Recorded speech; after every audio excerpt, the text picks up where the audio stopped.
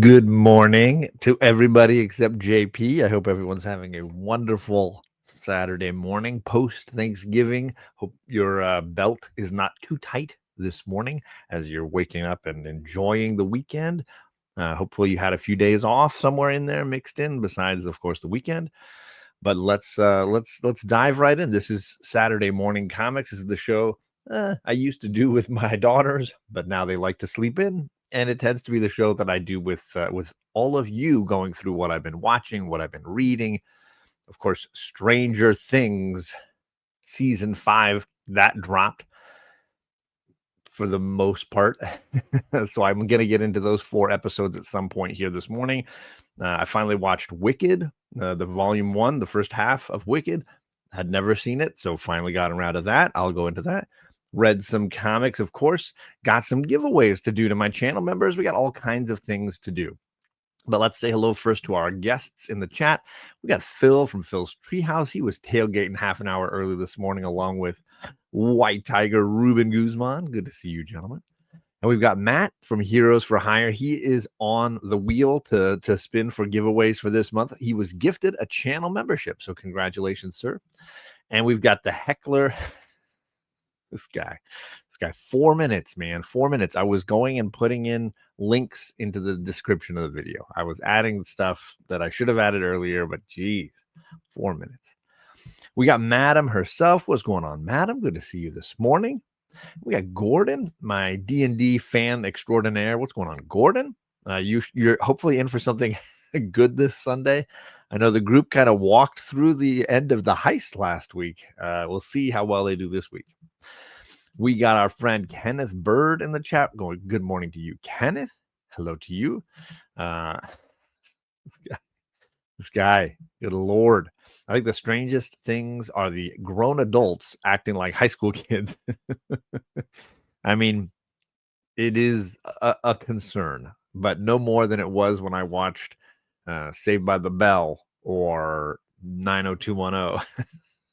This is malarkey. I call malarkey. You were texting. We were messaging this morning. We were talking. In fact, let's spend a moment, because I know he's not in the chat yet. But when you say Wonder Woman, usually he shows up in the chat. I am talking about volume 2 of George Perez's epic run on Wonder Woman tonight on my channel.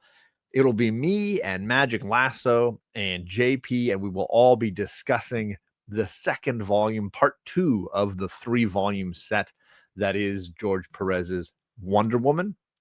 So that is going on tonight, 6 o'clock my time. You can expect some good old shenanigans and some fun talking about this volume. It's not a terribly long volume. It's about, what did we decide? Like 22 issues, something like this. But lots to discuss, lots of character moments, lots of things going on. But that's what I've been reading this week the most. I read this entire volume in really about a day and a half, 2 days. I read the whole thing. That was my big weekend vacation, whatever time spent. I was a lot of time enjoying that Wonder Woman omnibus, just trying to get through it because Saturday was coming and I didn't have a lot of time before the weekend to get into it. But that will go down tonight. You can expect it. And for those following along, enjoying the shenanigans, JP and I discussed this morning that we would do this next, the Strange Academy Omnibus, another nice and slim volume. This one has 24 issues, if my math is correct. The 18-issue original run and the 6-issue Strange Academy finals. This Humberto Ramos and Scotty Young volume is what we're going to be reading for December. So there you go. Lots of good omnibus reading to enjoy and discussions. This morning, I'm giving away this. If it's not upside down, there you go. Flip your phone. The 6-issue Spider-Man Life Story set. I'm giving away all 6 issues. I had 5 issues, I want to say, that I got through Ruben Guzman, and then I went out and got another issue number 1 to make it complete so that somebody could get the entire thing. Something for someone to enjoy. So we'll be spinning the wheels a little today. Let's do the first wheel today. Let's spin. Which one? This one. These are the folks that want to get onto the big wheel. I'm going to get rid of that. I don't need that. Get rid of this guy. There we go. Now you can kind of see it. You got Conlon and Chaos. Let's see. Yeah, you can see those names. Okay, good. There are 10 names on that wheel, and they're going to get to pick a trade paperback from my epic collection of trades, and then they'll get all 6 issues of this.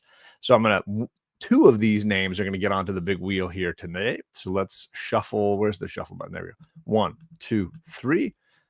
Good luck to these folks, and we'll pick a couple of them. Is it Perry again? Perry has been winner of this award lots of times, so I'll take him off the wheel, shuffle it 3 more times, and then did I hide somebody? I hope I just hid Perry. That was the only one. Okay, good. Spin it again. Here we go. Perry, is it going to be Drew as well? Because Drew gets on here. No, it's Stu, in fact. All right, Stu and Perry. I'm going to stop sharing that. There we go. I'm going to add Stu and Perry to the big wheel, and we will spin that towards the end of today's show. Let's see. Stu and Perry. Rigged. Hashtag rigged. There we go. So I'll spin that big wheel a little bit later and see who is going to get the Life Story 6-issue set, and then some trades. Something fun from the collection there. Is this required reading, says Gordon. You guys read whatever you like. But if you want to hang out in the chat and engage with the discussion, it's nice to have read it, or to just have a laugh at whatever JP and I are reading that month. That's also fun. I need to do a Strange Academy marathon. There you go. Now you're talking, Air Spider. Now you're in. It's a nice slim omnibus. I got it for a really good price off of In Stock Trades, I think. It's listed at 100, but I think you can get it for far less if you're shopping for it. Don't cheat, Perry. I mean, JP. Yeah. So yeah, that's my plan for December. And then on top of that, I know most of you have been waiting patiently as I read my way through Starman by James Robinson. This is volume 1 of the 2 compendiums from the 90s collecting Starman. I believe it's the 90s. Does it give you? Yeah, 96. I think it was 96. So I'm working my way through that. I paused it so that I could read Wonder Woman, and now I'm going to get back into that before hopefully the weekend is done. I'll finish Compendium 1. Fingers crossed. I've also got to prep for D&D tomorrow night, so there's a lot of planning. We'll see how well I do. Who knows? So let's talk about some reading material. I don't believe I gave too big of a review of this last week, but yes, Batman and Deadpool is not good. I did not enjoy it. I don't like Deadpool very much as a character. I think he is overused and not written particularly well. Batman, I think, is overused and sometimes written fairly well, and Grant Morrison does a pretty good job with him. But I will say their main story here doesn't work for me very well. There's some smaller stories I liked, like the All New Wolverine, the Bruno Redondo drawn story. Ooh, I feel a sneeze coming on. Sorry, gang. Ooh, I've been sneezy late this weekend. This storyline is wonderful, but it's short.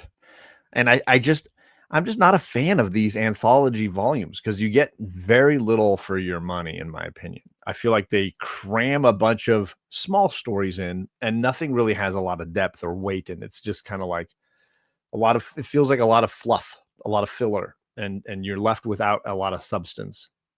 But that's just me. There's one amazing splash page in that Redondo story, but whatever. Not particularly my jam. I bought it for the cover and I regret it. I fell victim to the FOMO and the cover buying, and what are you going to do? What are you going to do?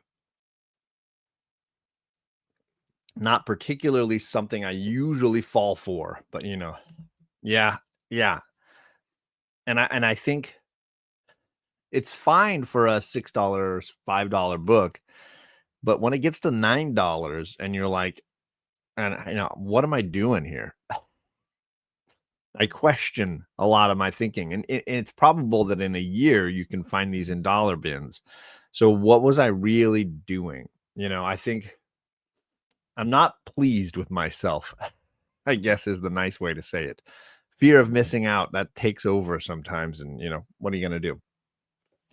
Let's get into something better, right? Let's get into something better. I'm going to do let's see.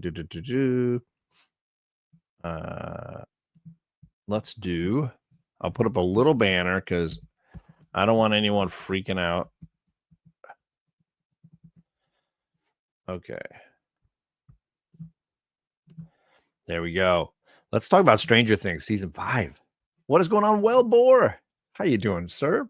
I hope you're doing all right Saturday. I'm not going to go heavy spoilers. This is going to be spoiler light. I'm not going to ruin anything for people that haven't read it or haven't watched it. Sorry. But I will say this. Watch it. Like it's definitely worth the time. If you're a Stranger Things fan, if you're like, oh, it's been so like I was very much an ugh. My attitude was like, ugh. It's been so long, and do I like it as much? And will I care? I do, and it's still good, and it's still entertaining.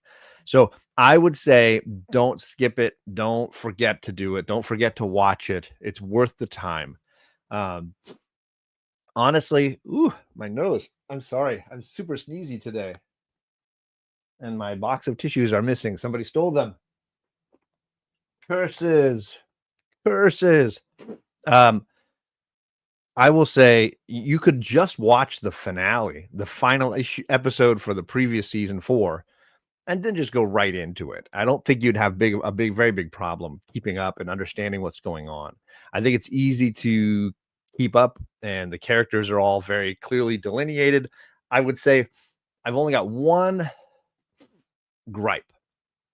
I've only got one complaint, and it's minor and petty. I really hate the final shot in season 4 because it's unanswered. Oh my gosh, I'm gonna sneeze. I don't know what it is. Some dust. We cleaned a lot in the house the last couple of days, and it just stirred up a bunch of stuff. The final shot in season 4 shows the entire town on like fire and just plumes of smoke, and it's just like chaos and nightmare scenario stuff. And then they jump a year into the future or whatever, 2 years into the future, something like this. You don't get to do that. That's an unfair jump, in my opinion. Either don't show me this or spend a ton of time explaining it at the beginning of the new story, but they don't do either of those things. That final shot in the season 4 finale, it didn't work when I saw it. I saw it when I saw it live or whatever. When the episode landed, I saw that shot and I thought in my head, this is way too extreme. Like the entire city got destroyed. Everything is destroyed, is what it looks like. The Hawkins is on fire, and the world is destroyed.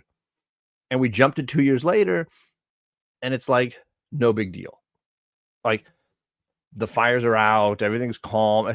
I don't care for this shock and awe, and then it was no big deal. You don't get to play both of those cards. That's not a fair play, in my opinion. And it drove me crazy when I saw it because I knew it wasn't going to be. I knew either this new season was just going to be all about a destroyed Hawkins, or they were going to try to act like it wasn't as big a deal as they made it look. And it doesn't work on either level for me. So I'm frustrated by that. But if I let that go, and you know how good I am about letting things go, but if I let that go, what I did get, what the season was, worked for me. The characters were really strong. Obviously they've aged, and they're not Juilliard actors. And I know there's a lot of griping about their acting. I disagree completely. I think these kids are great. I think several of them are stronger than others. But for me, it's a great cast. I think the kids are all really talented. I think the way they utilize them all works for me, and I'm very much invested in their stories. Um, Lots of good twists, lots of good little reveals, lots of callbacks to previous seasons. I don't love that they're breaking it up into multiple parts, but I'm also a bigger fan of like release one episode, then wait a week, then release an episode. Like I like the old format of television.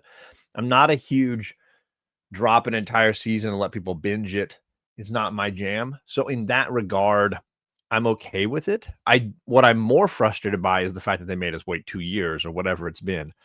That's a little bit more frustrating to me as far as how they released the show. Didn't work as well for me. Beta Ray Jim is in the chat. What's going on, sir? He was doing an auction just the other night. I was in the chat for a little bit. And my friend Libro Paradiso, what is going on? Gore Vidal. Just talking about the way they released and the way the seasons cut together for this 4th and 5th season of Stranger Things as they kind of wrap it all up. I liked season 4 a lot. I liked a lot of what they did in that season. It wasn't my favorite season, but it was a very good season. I don't think the show has ever disappointed me. I don't think I've ever been frustrated, like to the point of not wanting to watch it anymore. I just wish there had been a way to keep up with release dates and all these kinds of things. It became a bit of a challenge, I think, to make this show with Netflix, wanting to make a star out of their Enola Holmes, movies starring Millie Bobby Brown. And I think, Marvel, utilizing Hopper for some of their stuff. I think it became very challenging to make these shows in a realistic time frame, right? Um, yes, Libro Paradiso is one of Gore's other channels. Libro Paradiso is the channel he does a lot of his book reviews on. So if you like Gore's reviews and his content, I recommend checking it out for sure.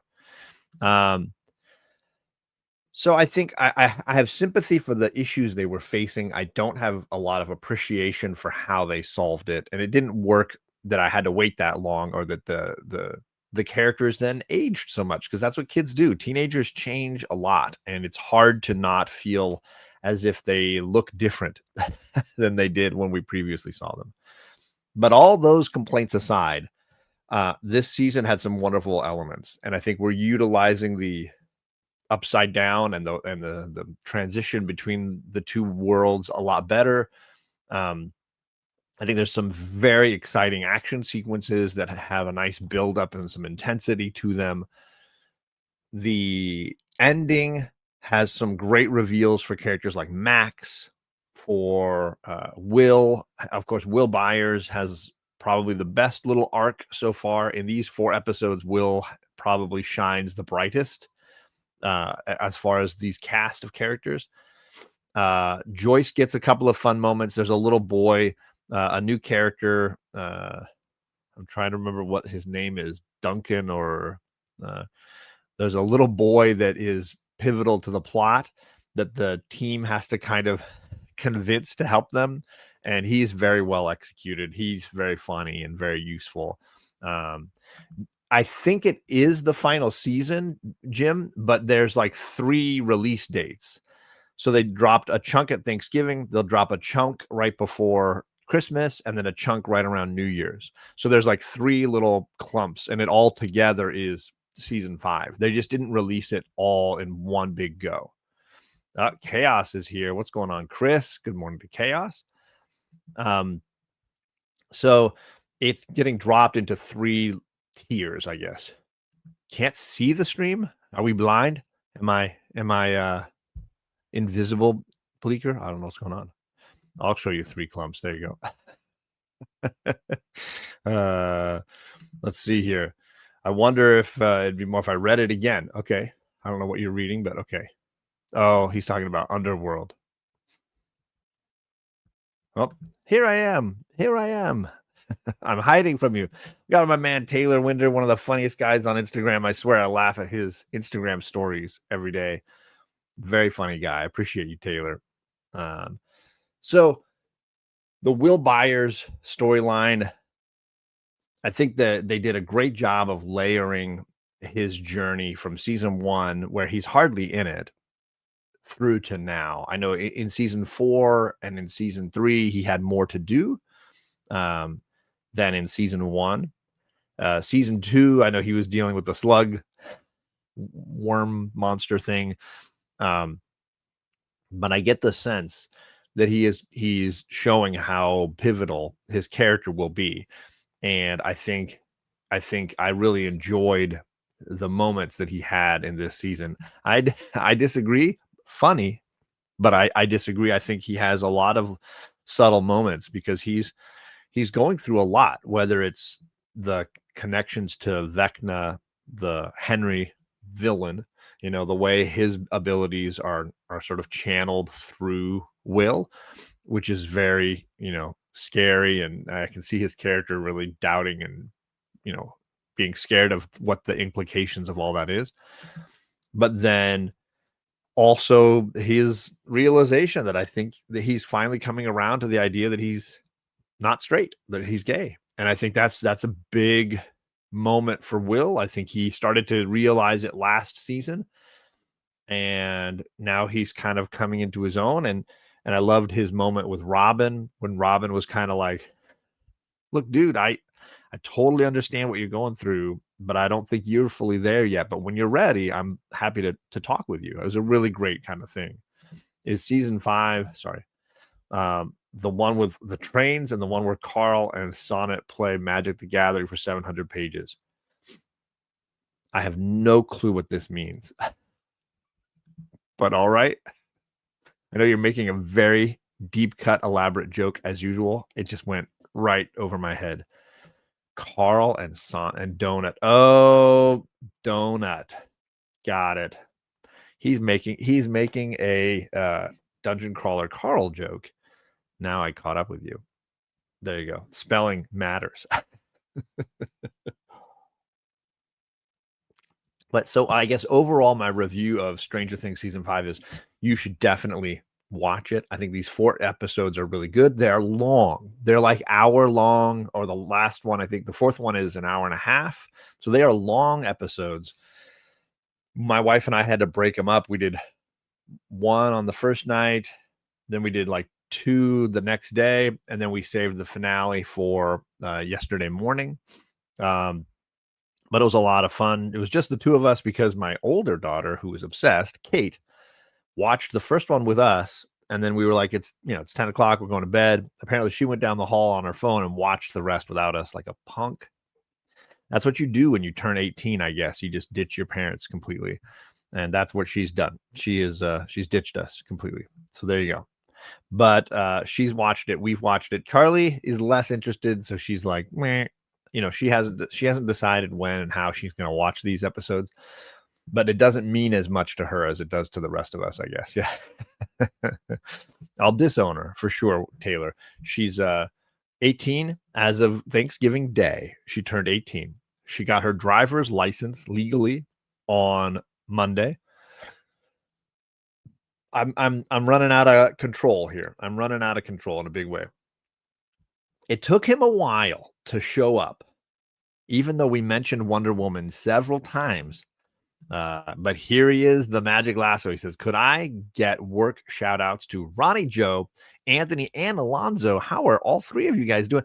Make sure you give Ryan all the hard work. Ryan should deal with all the worst customers today, because Ronnie Joe, Anthony, and Alonzo, you 3, you've done enough. You should take the day off. Go home, leave a little early.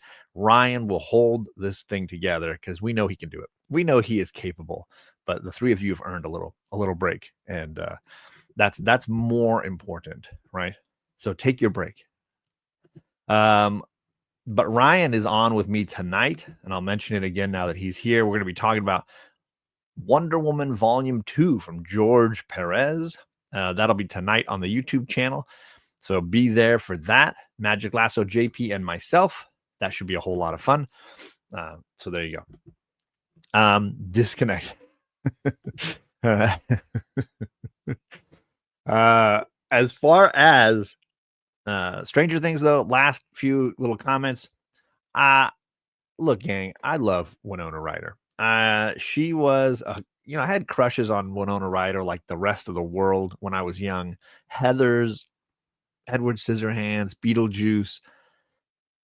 Winona Ryder was it, and she is still it. She is absolutely not only beautiful, but really compelling. Great sense of humor and comic timing. Like, she does a great job in this series. Has always been a great part of it. And I'm just so happy to see her. I don't want to say resurgence because she never went anywhere, but this new phase of her career, having Stranger Things as a big part of that, is wonderful, and I'm enjoying that a bunch. Reality Bites, yeah, another great early. You know what? I should try to watch that today with the girls. I think I have a DVD of that. We should check that out. Good call. Good call there, Gore.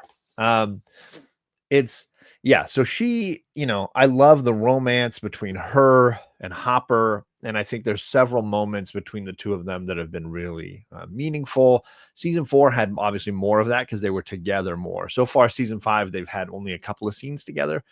They've been split up for most of the story. Season 5 seems very much like a group over here and a group over here and a group over there.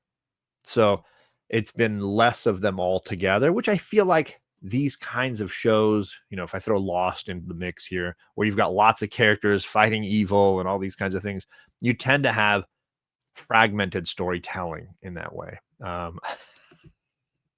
You guys, hey, we all have bad days. We all make bad choices. If that's the worst choice that she makes in her life, I have no problem. No problem. If that's the worst choice, right? Yeah, I mean, Age of Innocence, I only saw it the one time. I wasn't particularly taken by it. But yeah, I mean, great acting. Yeah, better choice, right? Uplift with Winona Judd. There you go. I don't think that's how either of them spell it. Don't they use an I? Don't they use the letter I? I think you guys are way off on the spelling here. But yeah, so shout out to some of the adult characters. I think they get overshadowed by the screen time that the kids get. And they threw in a new season 5 character. Linda Hamilton is here in the Stranger Things universe. She is taking over as the new government baddie, taking over for some of the, Paul, Peter Riegert, no, Paul, what's his name from Mad About You? Paul Reiser had an ongoing character. Matthew Modine had an ongoing baddie. These guys were the main scientist government lackeys, right? The new season, because those characters have, spoiler alert, died. The new villain is Linda Hamilton from Terminator fame, and she's here in just as a she's a baddie, man. She is. I want her to have more screen time, but I get it. Like, she probably had limitations to her time, or they could only get so much time out of her. She has a sequence with Hopper and 11 that was great. So she had a fun cameo. So there are some adults doing some good work here, and I'm happy to see that, to go along with obviously all the kids. And they added a bunch of new kids as a plot line. Vecna's hunting down a new crew of 9-10-year-old kids, and that's an important plot point that is the culmination kind of this 4 episode volume. So there you go. Those are my thoughts on Stranger Things season 5. No big spoilers. I tried not to completely ruin it for you. But hopefully that is enough to satisfy your concerns. Kirsten Dunst. What about Kirsten Dunst? Other shoplifting people you want to shoplift with? Is that we're making lists of people we want to shoplift with? All right. I'm going to move on to Wicked. I finally saw volume 1 of Wicked. It's streaming now. I think it's on Amazon. Now that volume 2 is coming along, I'm watching volume 1. This is about how I live my life. I'm about a year behind on theater going experiences. I tend to just stream everything, and I don't often go to the cinema to watch stuff anymore. So I finally watched Wicked. I will say going in that I know the story, that I have listened to the original Broadway recordings a bunch with my daughters way before the films were made. We had been listening to these songs.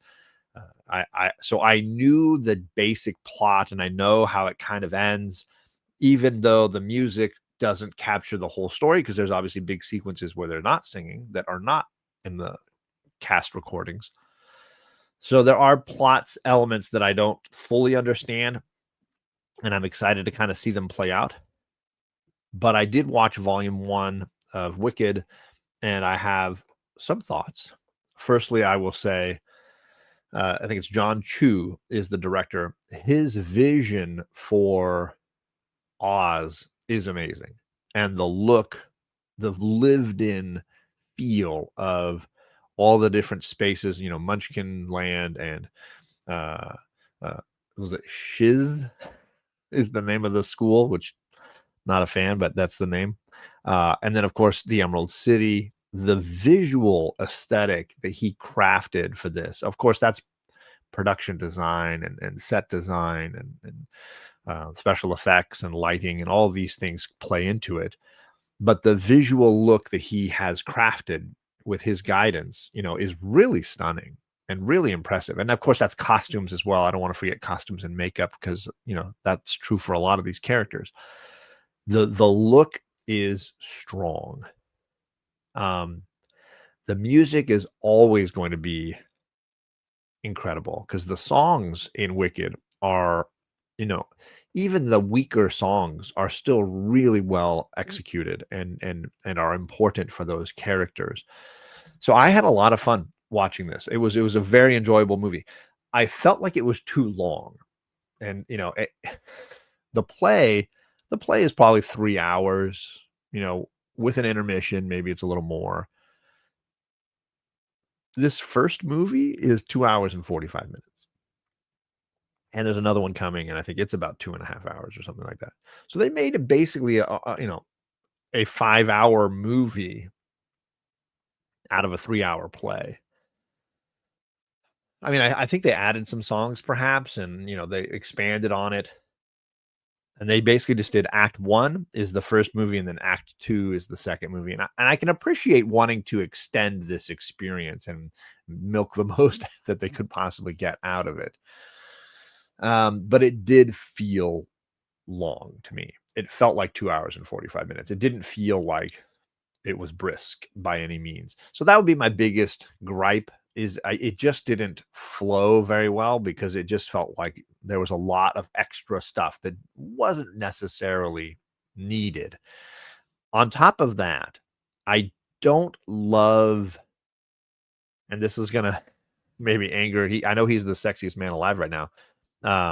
The guy they got to play Fiyero is not a great singer, and I don't know that I love his performance a ton. So he is the weakest link, and it's a shame, because I like that character. I think Fiyero is a very interesting character, because he's one of the few characters in Oz that is compassionate and understanding, has empathy for what Elphaba is going through. So I like his character. I just don't know that it's well executed. I don't know that I love the performance, and I can't remember the actor's name, but I know he's in the new Jurassic Park or Jurassic World with Scarlett Johansson.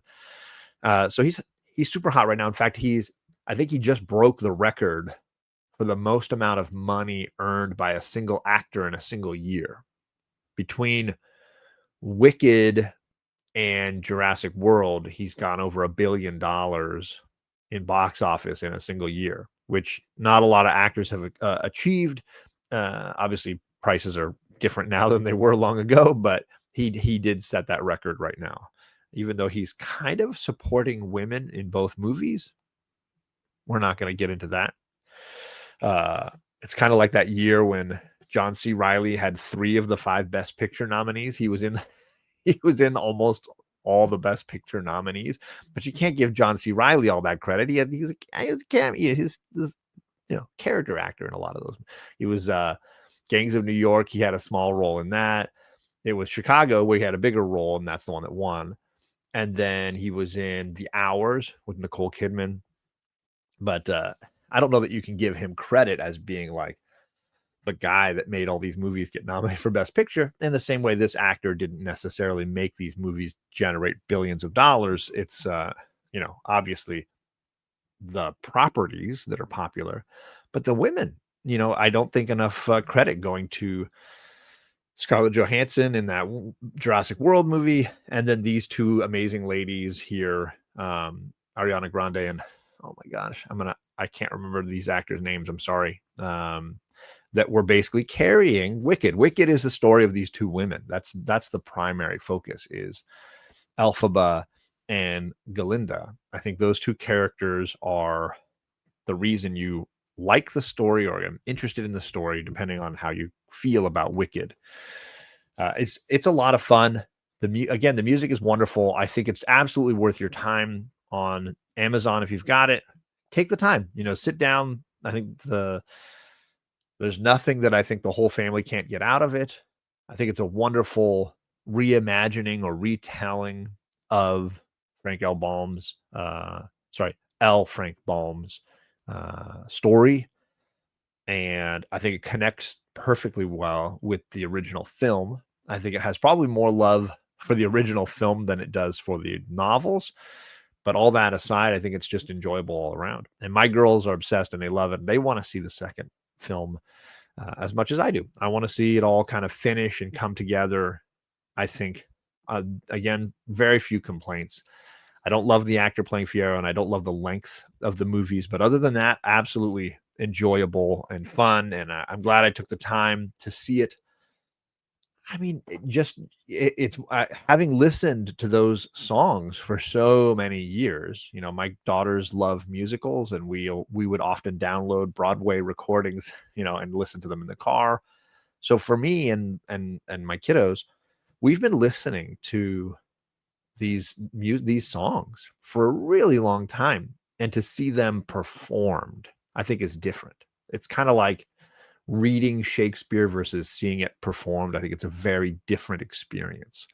And I'm always disappointed when I hear somebody say, oh, I didn't like the book Hamlet, or I didn't like the book Romeo and Juliet. That's because they're not books, they're plays, right? And if you've only ever experienced them in a high school English class where your teacher just made you read it like it was another book, like The Great Gatsby or something, that's the problem. The problem is not the material. The problem is the delivery mechanism. And I think it's the same with listening to Broadway recordings for a really long time, as opposed to seeing it performed with the costumes and the settings and the whole thing. So that was the joy I got out of watching Wicked, was seeing it performed and that whole immersive kind of experience. It elevates the music, to a level I had not previously thought possible. And I loved those songs for so long. Now, I will say, if you listen to Kristen Chenoweth for a really long time as Galinda, and then you're given Ariana Grande, it's a step down. It's definitely a step down. It's not a lateral move. Nothing against Ariana Grande, who is incredible, but Kristen Chenoweth's Galinda, even in just listening to it as a recording or seeing little clips, on YouTube or whatever, Chenoweth was incredible in that role. And I was absolutely flabbergasted by her performance and what she could do with her voice, the way she would speak certain lines and the little twittering, those lilt that she would add to her dialogue. So incredible. And so ingenerate, so jealous, Phil, so jealous. That would be a dream, I'm sure. And of course, and I'm forgetting another actress's name, the original Elphaba. She's also the voice of Elsa in Frozen 1 and 2.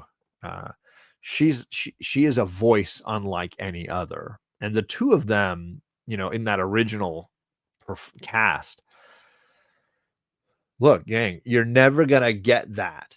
And I'm glad that they chose the ladies that they did, because they are both phenomenal and their songs are very strong and they do different things. They make different choices. And I don't begrudge them any of it. And I'm not disappointed in any way. But I will say it is clearly not the same. And if you've listened to those things and heard Idina Menzel, thank you. If you've heard their voices for so long, and Idina is a one of a kind singer, it's never going to be that. And I think I went in feeling like I'm not going to rate them against each other, the original cast and the new cast. But when it was all done, looking back, I was able to say, you know what? I kind of liked some of the things in some of the songs that the other actors did. So step down. I wouldn't say it's worse, but it is a step down. I guess that means worse, doesn't it? I won't say, how about this? I'm not holding it against the movie in any regard, because I know that it's impossible to get. Firstly, those ladies can't do those songs the same way anymore. But also, you're not going to find those voices. Those are once in a lifetime castings that it was magic in a bottle. And I think they did the best with what they could find. And these ladies are both incredible, and they're both really, really strong.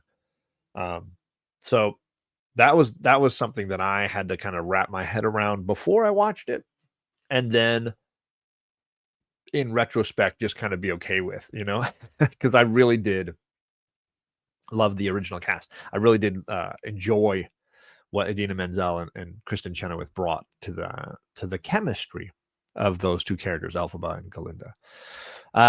Goldblum. Let's talk about Jeff Goldblum. He is delightfully awful.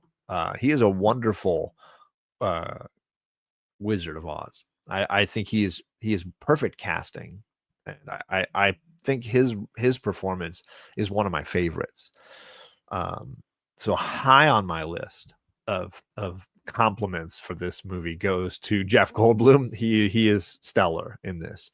But other than him, I don't know if there's an actor, and of course the two leading ladies. I don't know that there's anybody that is like, oh wow, that person is blowing my mind right now. The rest of the cast is kind of there, and they're good, they're decent, but nobody is stellar. I think some of them are Hollywood actors and some of them are stage actors, and you get a mix of both. But for me, Jeff Goldblum steals his scenes, and the two lead actresses carry the movie completely. And that sort of trifecta of performances is why you watch it, and what, as far as acting, what you hope to get out of it. So there you go. There's my long-winded review breakdown of Wicked Volume 1. I will definitely be seeing the second movie for sure. Probably not in the theater. I'm just that guy. I go to the cinema so rarely these days. I'm not seeing movies in the theater as often anymore. I should go. I do have like tickets every once in a while that I can cash in to go see something, but I just, it's been so rare that something has like moved me to be, oh, I gotta go see this. And it's usually a spectacle movie, right? Which I am ashamed to say that I fall into that disgusting trope of only wanting to go see a movie that's the 10th in a sequel series or something like this. I'll see an Avengers movie, right? I'll see a Spider-Man movie. I'll see the new Superman movie, because I think all the films I saw this year are based on comic books. So I'm definitely not utilizing my snobbery enough, I suppose.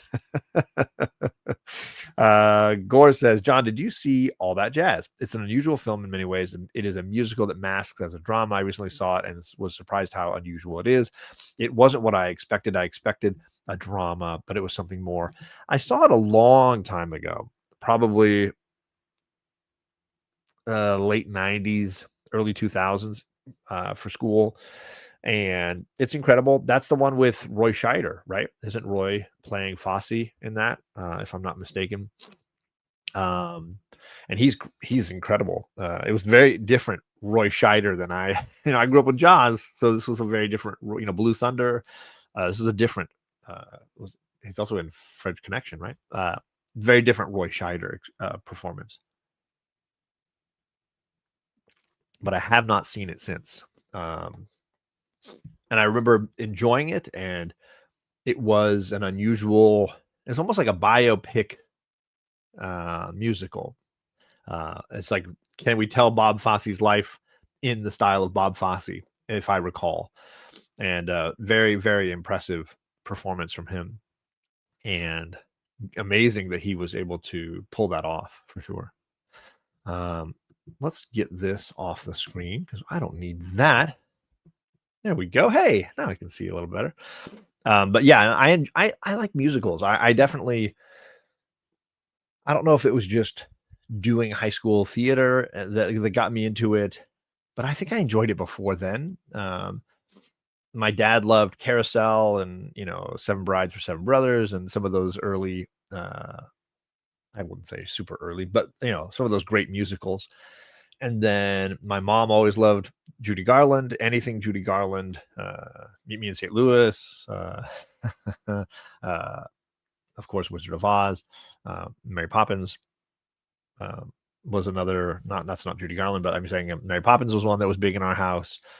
And I think for whatever reason, it just was like, it normalized something that I don't think enough young men get exposed to, which is the power of the stage and musicals being a big part of that, because there's a lot of great musicals that I think people don't get exposed to because it's not for men, it's not for guys. Like, guys can't enjoy that stuff. There's a stigma about it to this day that is very interesting, very curious, very American, I would say. Because it's the same with any art form. You can label it as, you can gender. How about that? You can gender any art form, right? Oh, that's only for men. Comic books. Oh, that's only for women. Poetry, whatever, right? You can label it and demonize it or whatever. And I think it removes legitimacy to that art form. And I think it's a tragedy, because all art forms should be for all people, right? Just because Sound of Music isn't for you doesn't mean you're not going to love Sweeney Todd, right? Just because I don't know, Wicked wasn't for you doesn't mean Les Miserables won't speak to you, right? I think there's something to the art form that shouldn't be dismissed, and I would say that of any art form, comic books included. I don't think it's something that you should dismiss just because the mainstream focus might be on X, Y, or Z. So in comics, I know the mainstream focus is big boobs superheroes. And there's a place for that. But I don't think that this is fair to the medium, especially when you have, people like Terry Moore pushing against this and doing something very different, or Bob Crumb or what have you.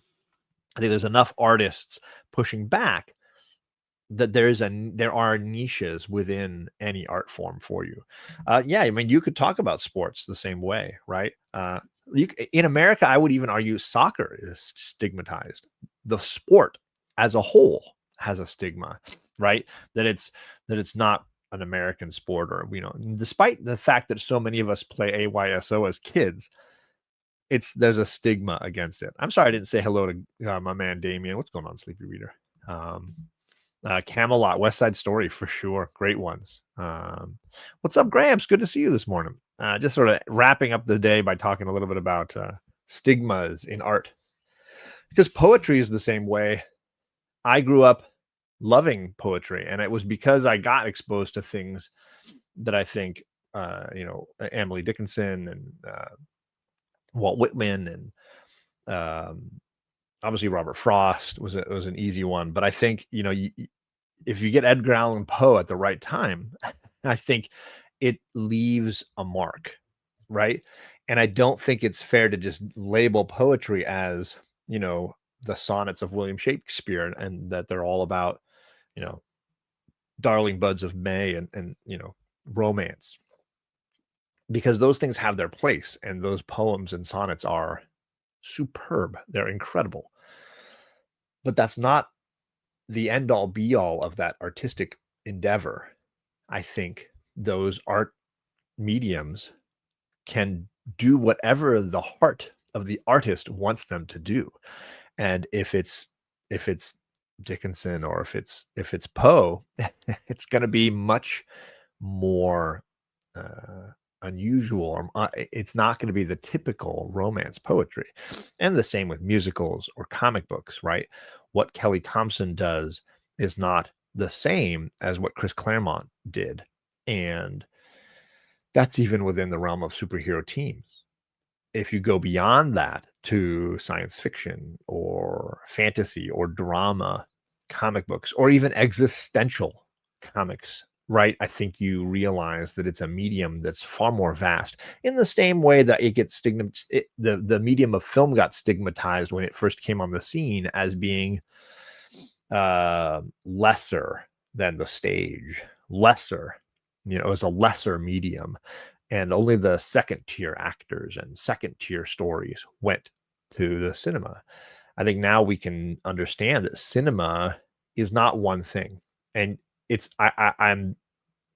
there are still people that say, "Oh, I don't like movies," but they're rare. I think because people have realized that within the medium of movie making or film, you have The Bicycle Thief all the way to Transformers 5, right? It's a vast medium. It's not one thing, and you can't label it one thing. And I think if you only ever see the Transformers movies, or Michael Bay stuff, you might not understand the value of that art form. The same way that if you only ever looked at Norman Rockwell pieces, you might not understand painting, right? You might not understand that medium. If you never saw Picasso, or you never saw, some of the great Rembrandt, artists from the Renaissance, I think you would miss understanding that medium in the same way, right? And that's the challenge, is getting somebody who is very fixed mindset on one of these mediums to expand their understanding to a greater degree, so that they realize, hey, I may not have liked Mary Poppins, and seeing characters sing in that didn't work for me, but then I might watch Seven Brides for Seven Brothers, or I might watch I mentioned Sweeney Todd because it's a horror, right? Or Little Shop of Horrors. Or I just watched the Rocky Horror Picture Show with Kate, and there's room for these other examples of a medium, right? Gore is saying a lot of cool stuff here. He says journal writing, book reading, and poetry are feminized in our society. It's something women and girls do, which isn't always the case. It wasn't always the case, for sure, 100%. Musicals kind of off to the side, seemed kind of off to the side during our lifetimes. My older, mostly deceased relatives all enjoyed musicals, especially in the movies, male and female. But by the 60s, they were starting to move. Yeah, they definitely were marginalized, right, in a big way.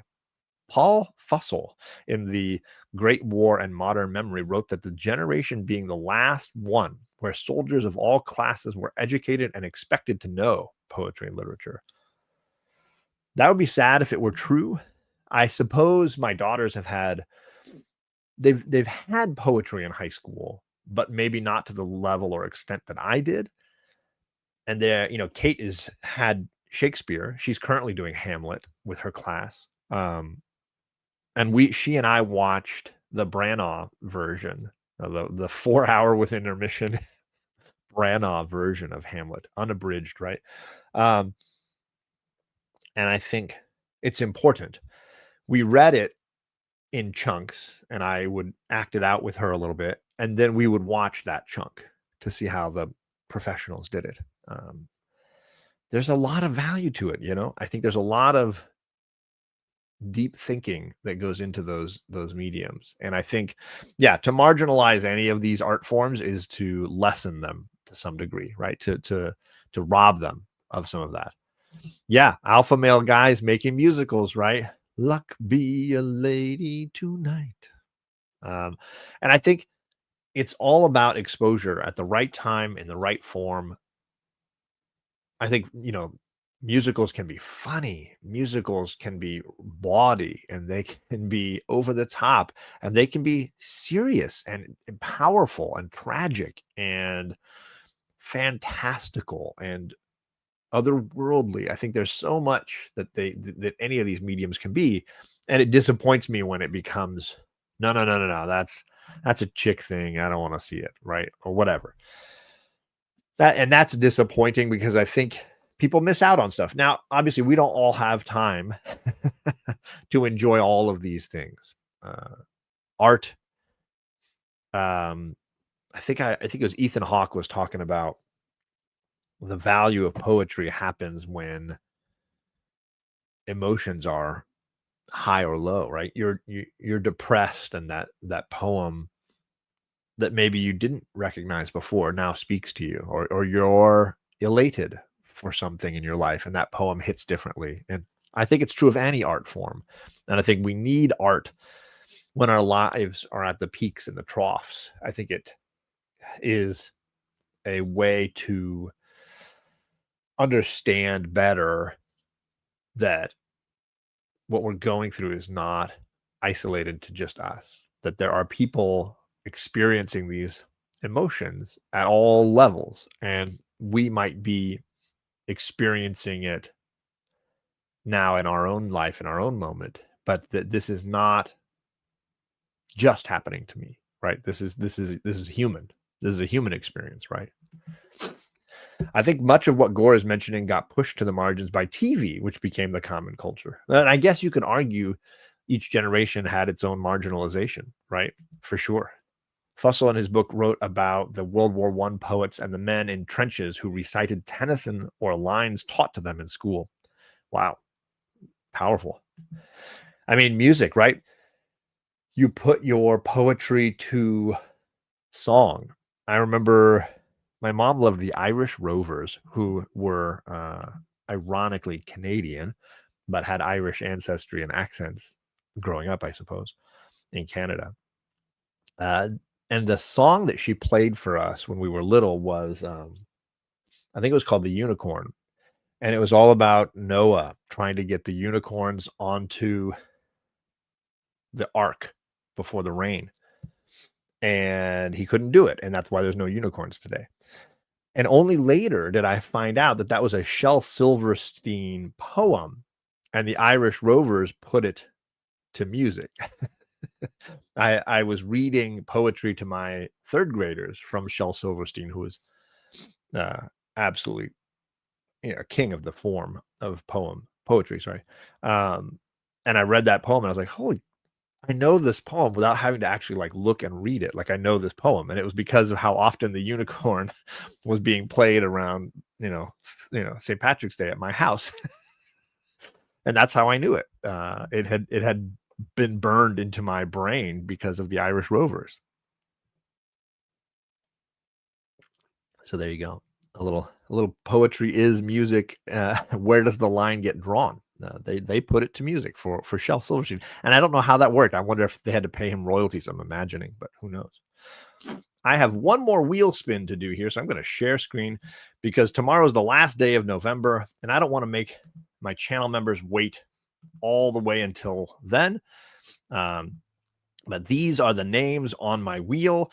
One of them gets to win the Spider-Man Life Story set and some other goodies. So I've got everybody on there. I added Stu and I added Perry. I'm going to shuffle it 3 times. 1, 2, 3. And we'll click and spin and see who wins. This month, the prize might be going to Impressed or Ryan. MCAT. What is going on, Ryan? Ryan was gifted a channel membership this month. So if I can't get a hold of Ryan in time, hopefully Ryan will connect with me or I'll connect with Ryan. I'm going to gift his prize to whoever gifted him the channel membership if he's unable to connect to me in time. So congrats to you, Ryan. M Dub Cat, as I think what he goes by. But I will find you, Ryan, hopefully quickly, and then send along some goodies, and you can pick a prize from the trade paper bin, my giant collection of trade paperbacks that I've got going. You can win too. Feel free. These are the awesome people that are supporting the channel. I hugely thank them.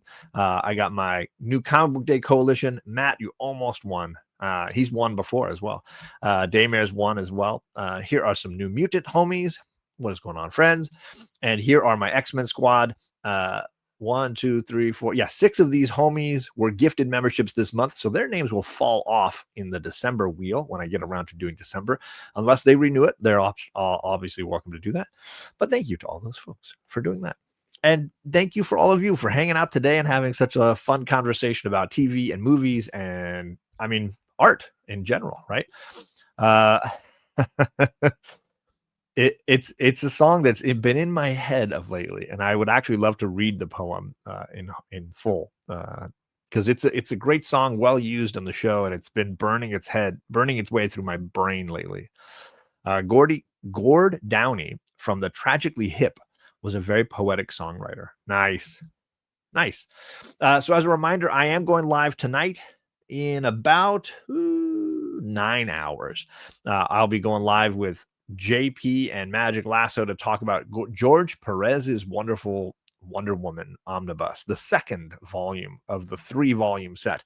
So this is the one that he's not drawing. He drew the first omnibus worth of artwork stories, and now he's just writing, and other artists are coming in. But we will go through that tonight. And then tomorrow I'll be doing D&D on my channel with the homies. So I got 2 live streams, one each evening today and tomorrow. But I'll be in the chats and I'll be having fun, hanging out with people, saying hi to people like Kev as they jump in and out of the chats. I appreciate people coming by and hanging for a little bit, and we will catch you all again soon.